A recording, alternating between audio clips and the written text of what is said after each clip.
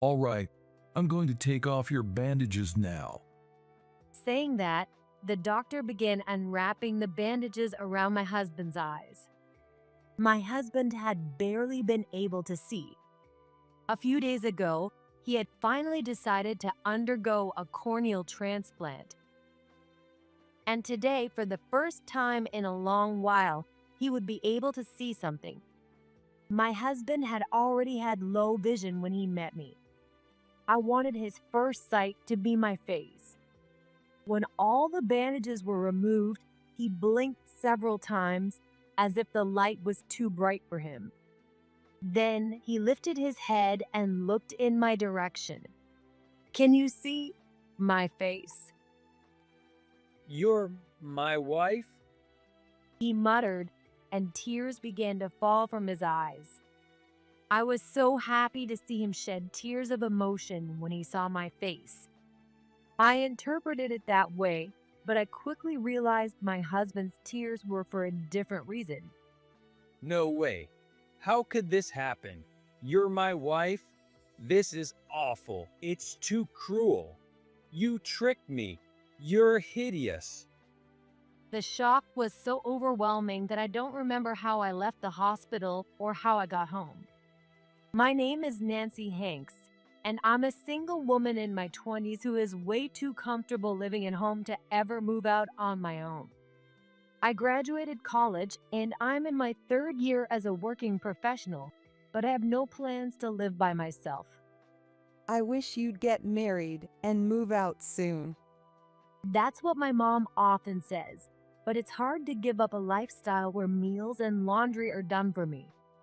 Living at my parents' home helps me save money for the future since I don't have any big expenses, and I don't have any friends or a boyfriend to invite over anyway. From my point of view, there's no reason to leave. I'm the typical person who hasn't become independent from their parents, just like anyone else. But little by little, my life started to change. One day, I was waiting for the train to head to work at the station platform. It was a normal weekday, nothing different from usual, standing in line with the same people at the same train door. But that day, I saw something unusual. There was a man in a suit on all fours, searching for something. At first, I thought he must have dropped his contact lens. You see that sometimes. Maybe he overslept and was rushing to work. But even so, something about his movement seemed off. He was carefully feeling the ground and the walls, moving slowly and stretching out his hand as far as he could, trying to find something. His suit's knees and hems were stained white from crawling around like that. Would anyone go to such lengths just for a contact lens? It was almost as if he couldn't see anything. That thought made me scan the area around him quickly, and I soon found what I had expected. The white cane the man was looking for. I picked it up, feeling frustrated.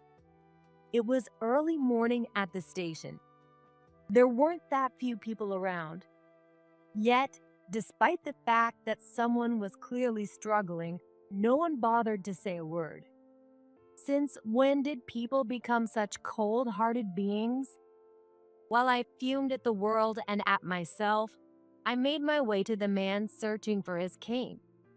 "Excuse me." I spoke to him in a low voice, trying not to startle him. But even then, it seemed I wasn't careful enough, as he flinched and raised his voice. Yes. His response was louder than I had anticipated, which startled me as well. In a slight panic, I hurriedly tried to explain the situation. "I just found this. No, I mean, your cane," I said, holding out the cane. The man hesitantly reached out toward me, so I moved the handle closer to him. When he finally grasped it, his face lit up. Thank you so much. I was really in a blind. It's dangerous to move too much in a station like this, but without my cane, it's hard to get around. As I watched him thank me with a smile, I thought, wow, he's really good looking. I hadn't noticed before since he had been looking down, but he had a remarkably handsome face. Even though he couldn't see, I bet he was quite popular, I mused, when suddenly his voice broke my thoughts. Are you okay? It seemed I had been so caught up in analyzing him that I missed part of what he was saying. Oh, I'm sorry. I was just thinking about something. So, where are you headed after this? Before I realized it, I had asked him that question. I didn't know where he was headed, but if it was somewhere nearby, I thought I'd go with him. He might drop his cane again, or maybe he wouldn't make it to his destination safely. The man seemed a little surprised at first, but then he started talking, as if understanding the context. Actually, I was trying to get to work, but the train was so crowded that I missed my stop. I got off at the next station, but in my rush, I dropped my cane, and well, here I am. As I listened to him explain, I realized his office was on my way to work. In that case, let me walk you to your office. It seems to be on my way. At first, he hesitated, but it seemed he wasn't confident he could make it to the office on his own, so he eventually accepted my offer. On the way to his company, I learned a little more about him. His name was Dave, and he had just started working at his company a few days ago. Apparently, he had trouble finding a job because of his poor eyesight. I see, unlike me who grew up comfortably, he's probably been through a lot of challenges. Not that I can fully understand, but I could imagine some of it. If I was able to help someone like Dave, maybe I'm not so bad after all. I thought about that as we got close to his office. Thank you so much for today. Because of you, I might actually make it to work on time. Will you be okay getting to your company, Nancy? When he asked, I replied, I'll be fine. To be honest, I was probably going to be about 10 minutes late, but I wasn't foolish enough to admit that. Well then, good luck with your work. Just as I was about to leave, he called out. Wait, Dave raised his voice again, probably not knowing how far away I had gotten.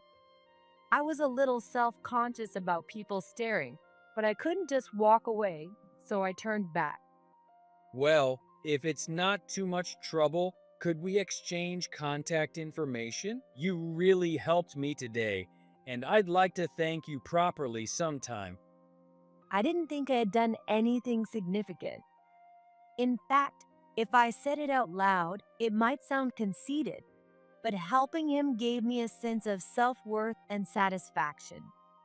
So, I didn't feel I needed to be thanked for it.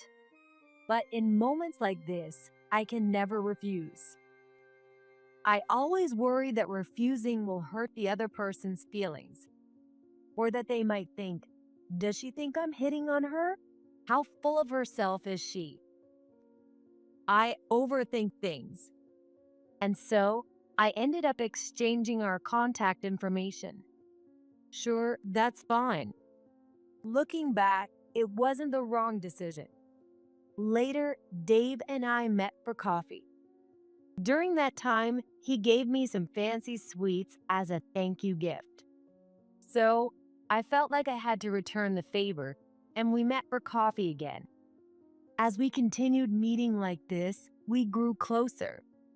Through our conversations, I learned that Dave had developed his vision problems later in life, and he was now waiting for his turn to have surgery. I could see fine until I was a freshman in high school, but then my eyesight just started getting worse. Now I can only make out faint light. Well, they say I'll be able to see again after surgery, so I'm not too down about it. Dave said with a forced smile. I'm sure he meant what he said, but I could still sense a certain sadness. To lose your sight, to not be able to do things that were once easy. The stress and fear must be unimaginable. However, seeing Dave face these challenges daily and never give up easily made me admire and respect him, and even start to develop feelings for him. Before I knew it, I had a growing desire to support him. Some might criticize it as cheap sympathy or the arrogance of being able bodied. But wanting to help someone who is doing their best to live isn't a bad thing, is it? And it turns out I wasn't the only one developing feelings. One day, after seeing Dave a few more times, he confessed his feelings to me. I know that confessing to you when I can't see is probably just a burden for you, Nancy, but it's precisely because I can't see that I've come to realize how beautiful your heart is. So, I just had to tell you how I feel. That's what he said to me. For Dave, it seemed more like he was confessing just to get it off his chest, expecting to be rejected. But as I said before, I already had feelings for him. So when I accepted his confession, he was more shocked than happy. That was one of the changes in my life. Another was that after starting my relationship with Dave, I moved out to live on my own. We did go out on dates sometimes, but I felt bad dragging him around everywhere. Besides, I wanted to save those experiences for after he regained his sight. So, most of our dates ended up being at home, but it felt awkward doing that at my parents' house. That's why I decided to leave my family home. We gradually fell into a semi-cohabitation routine, and about 6 months into our relationship, Dave proposed to me. That was a surprise for me too. I had started thinking more about marriage since we began living together. Is this what being a couple feels like? Between his confession and the proposal, it felt like Dave and I were completely in sync. With that in mind, I answered his proposal. I'd love to. However, a few months after we got married, I found myself facing a problem.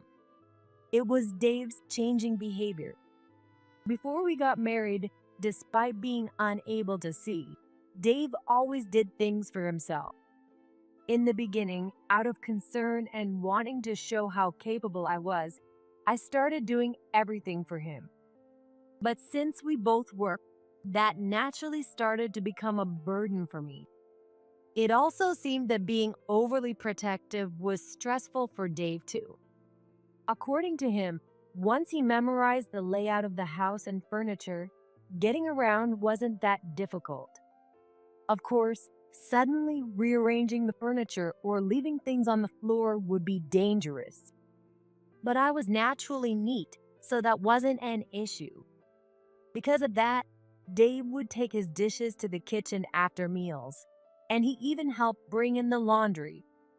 However, lately, Dave hasn't been helping with anything at all. I had heard that men sometimes grow distant after getting married, but I never expected Dave to be one of them. Feeling a bit sad, I said to him, "If you're done eating, can you take the plates to the kitchen?" Then Dave said something shocking. Why should I? It's more efficient for you, Nancy, since you can see to do it.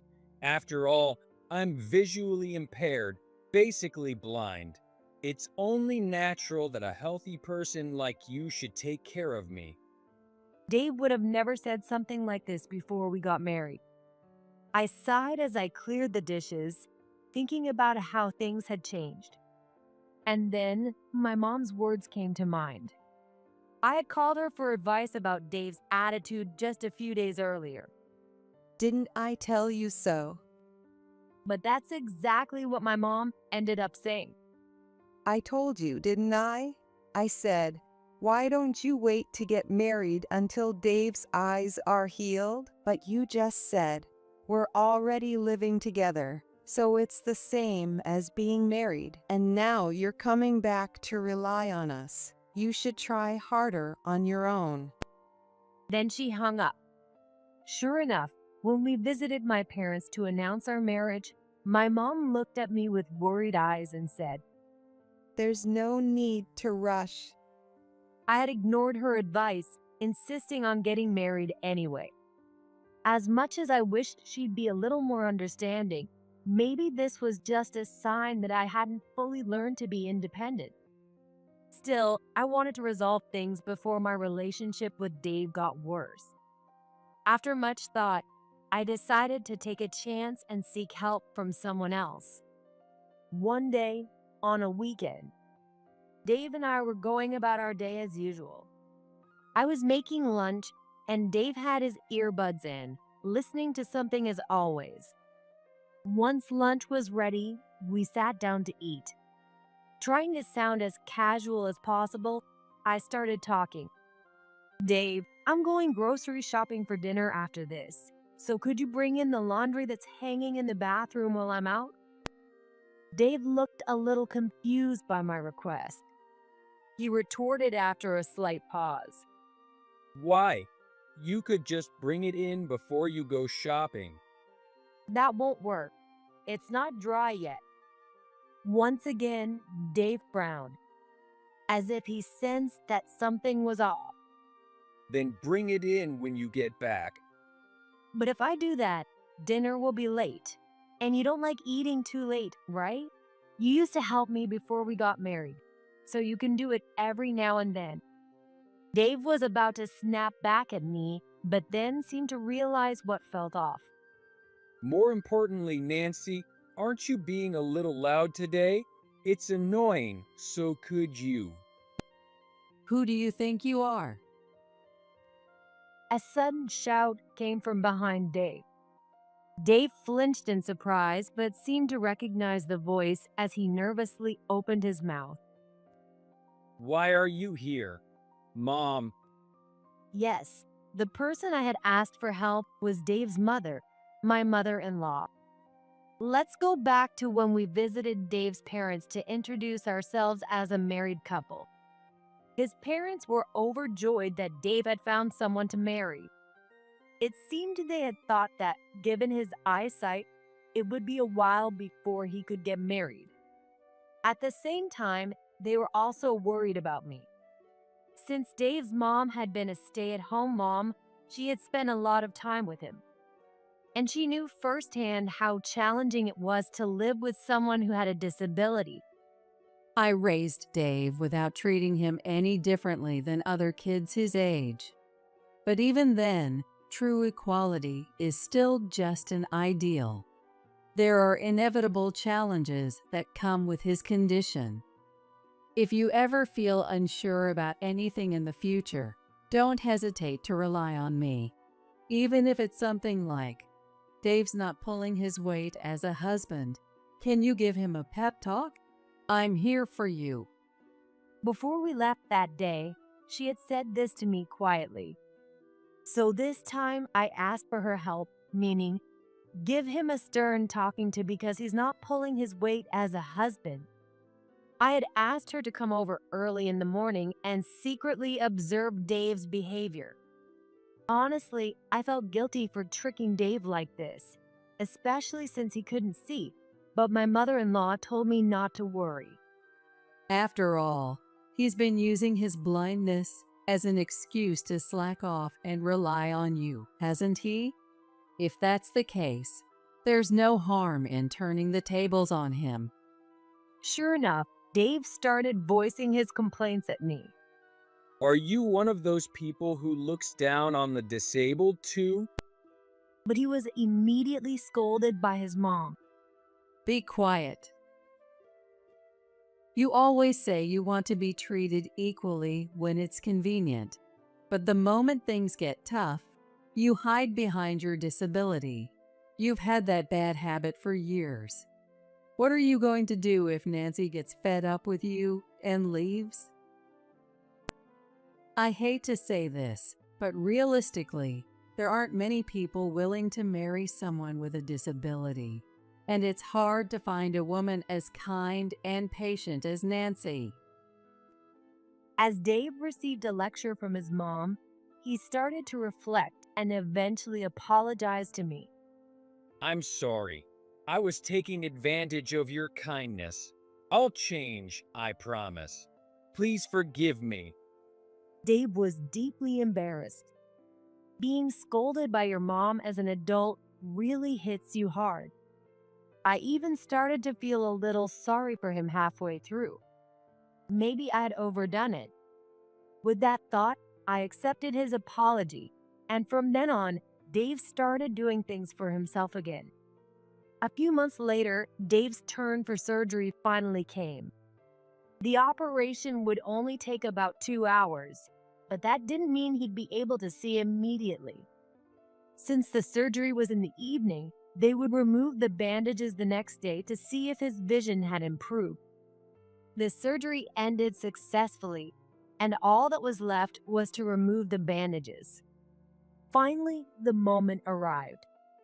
In the hospital room, it was me and Dave's parents. The doctor entered the room, nodding to us as he walked in. All right, I'm going to take off the bandages now. Saying that, the doctor began unwrapping the bandages from around Dave's eyes. I moved closer to Dave, leaning in slightly so that my face would be the first thing in his line of sight. I wanted my face to be the first thing he saw. In a way, this felt like our true first meeting. The thought made me feel nervous as well. Once all the bandages were off, Dave blinked several times as if the light was too bright after such a long time. Then he raised his head and looked in my direction. "Can you see my face?" Is that you, Nancy? When I nodded, Dave began to cry. Seeing him shed tears of joy just from seeing my face made me so happy. At least, that's how I interpreted it. But it turned out that his tears were for a different reason. No way. Is this some kind of joke? You're my wife? This is awful. How could you trick me like this? You're so freaking ugly. I don't remember much after that. You can't talk like that to someone who has supported you all this time. I vaguely recall Dave's dad getting furious and trying to slap him, but the doctor stopped him. Apparently, since it was right after the surgery, any strong impacts was off limits. After that, somehow, I found myself back home. Looking at my phone, I saw several missed calls and voicemails. They were from Dave's mom. When I called her back, she apologized over and over. I don't even know how to apologize properly. If you want, we'll pay compensation or agree to a divorce. But at that moment, even I didn't know what I wanted to do. So for now, I replied to my mother-in-law with this. "It's okay. I've been used to being called ugly since I was a kid." With that, I hung up the phone. I'd been self-conscious about my looks ever since I was a child. Back in elementary school, I was constantly teased and called ugly. As I grew older, everyone matured and stopped calling me ugly to my face, but I knew they were saying things behind my back. They still thought I was ugly. They just didn't say it out loud anymore. To survive in such a cruel environment, I developed ways to cope. I would laugh off comments about my appearance to lighten the mood, or I'd take on tasks no one else wanted to do, becoming the helpful person, or rather the convenient one. Have you ever noticed? A beautiful person doesn't have to do anything to be liked, but an ugly person has to constantly try, or they'll be hated immediately. I had forgotten all about those painful memories, buried by Dave's kindness while he was blind. What should I do from here? Yes, Dave said some terrible things to me. But considering that he had just regained his vision and everything he had done for me up until now, maybe I could forgive him? At least, it didn't seem like something worth rushing into a divorce over. Or maybe I was just trying to convince myself of that. Either way, I decided to continue my marriage with Dave. After all, they say you get tired of a beautiful woman in 3 days, but you get used to an ugly one in 3 days, right? I soon realized how naive that thinking was. For a while after Dave was discharged, our married life was stable. He apologized for his harsh words at the hospital, but it seemed he still thought of me as ugly. If I needed proof, it was the fact that ever since he returned to work, he had been coming home later and later. Almost every night, he'd come back smelling of women's perfume and alcohol. At first, I thought he was just blowing off some steam now that he could see again. But after months of this, I couldn't ignore it anymore.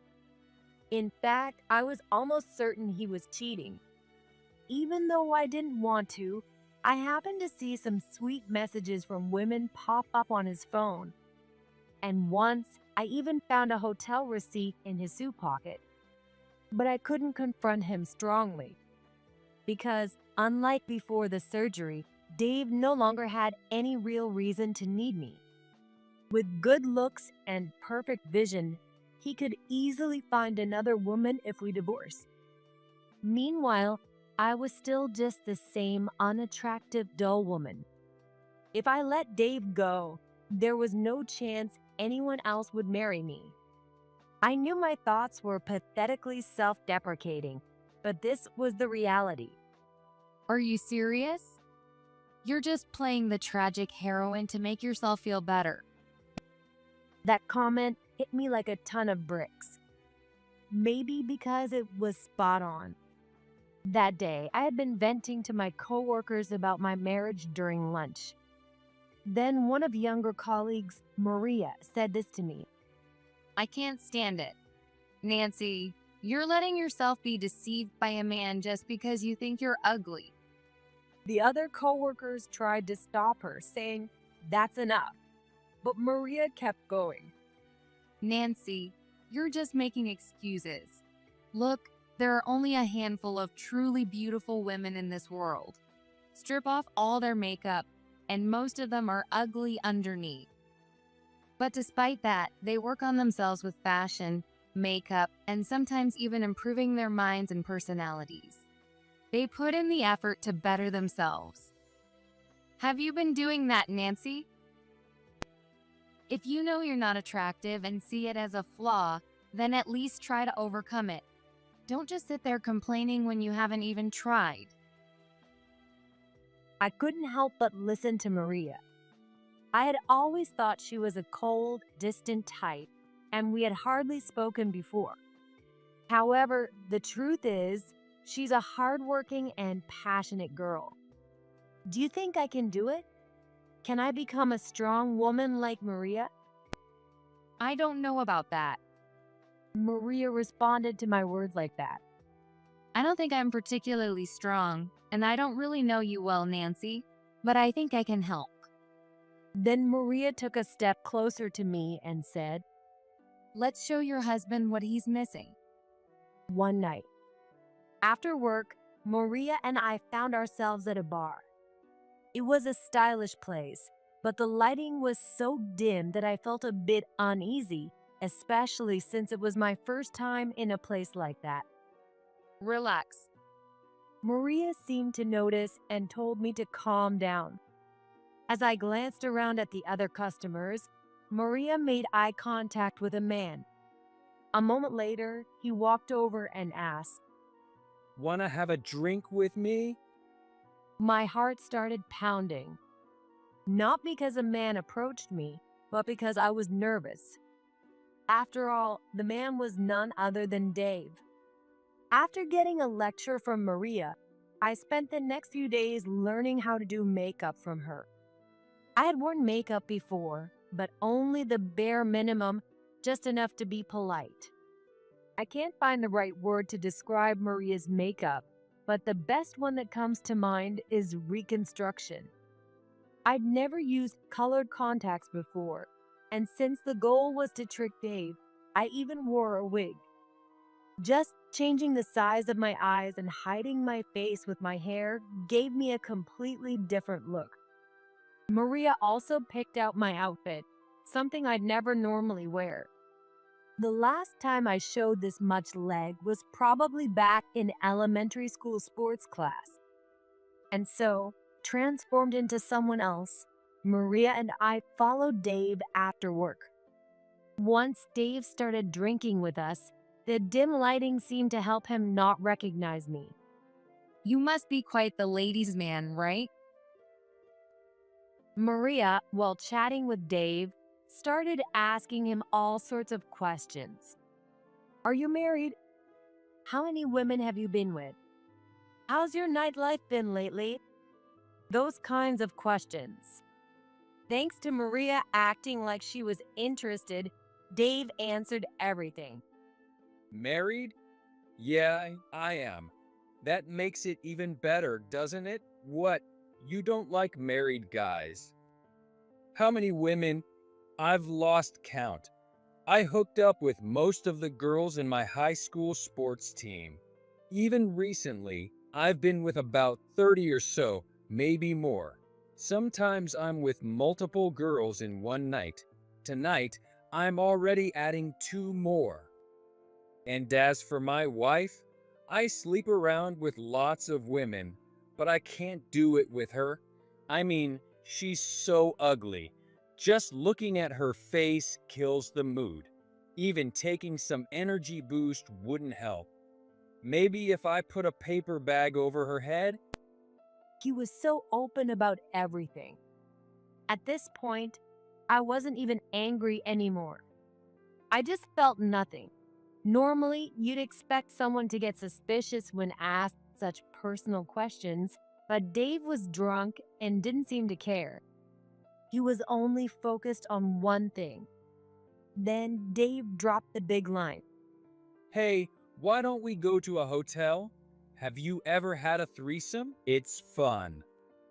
I could tell Maria was starting to get irritated, but she answered, sure, and we left the bar.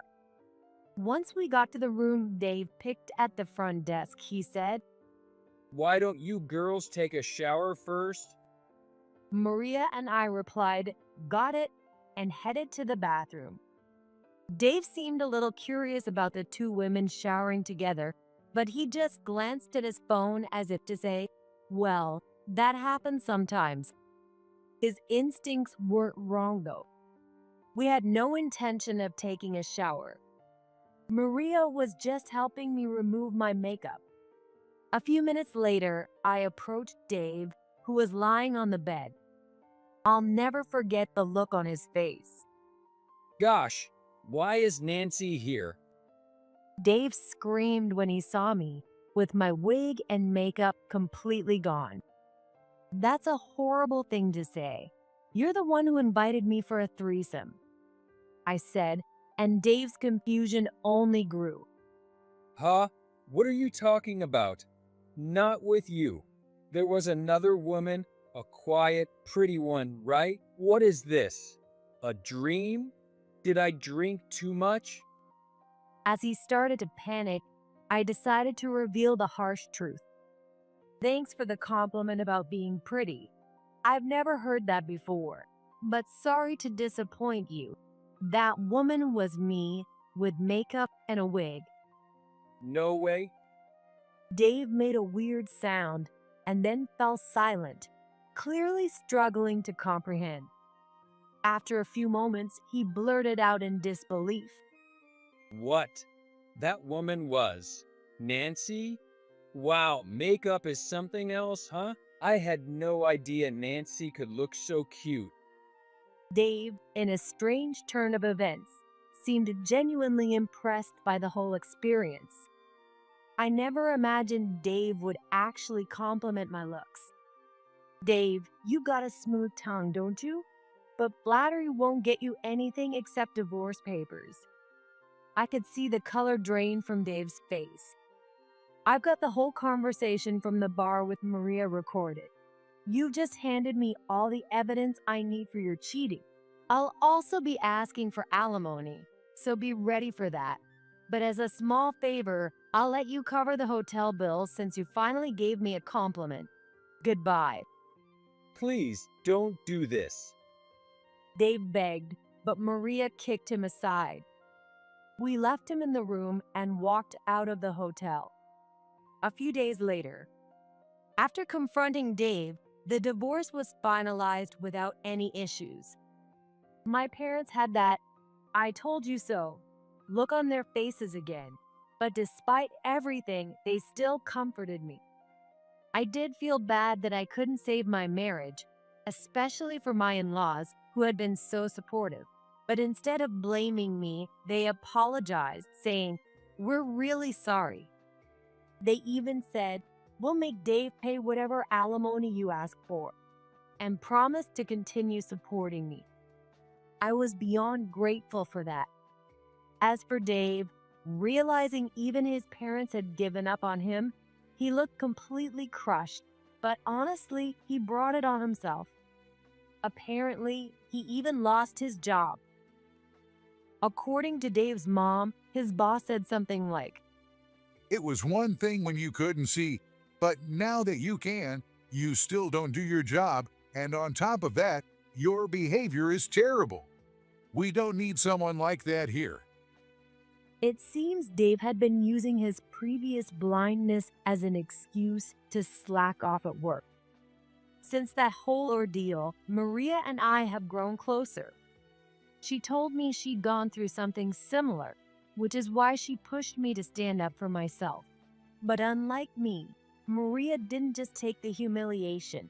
She had the drive to prove those who mocked her wrong. Thanks to her, I was able to get my revenge on Dave. How could I not love someone like Maria? Now, we go shopping together on weekends, and she's teaching me how to improve myself as a woman. Of course, looks aren't everything, but being your true self isn't always the right answer either. In any case, I want to continue to learn from Maria's boldness. And maybe one day, I'll meet someone who truly loves me for who I am. That's what I think about these days.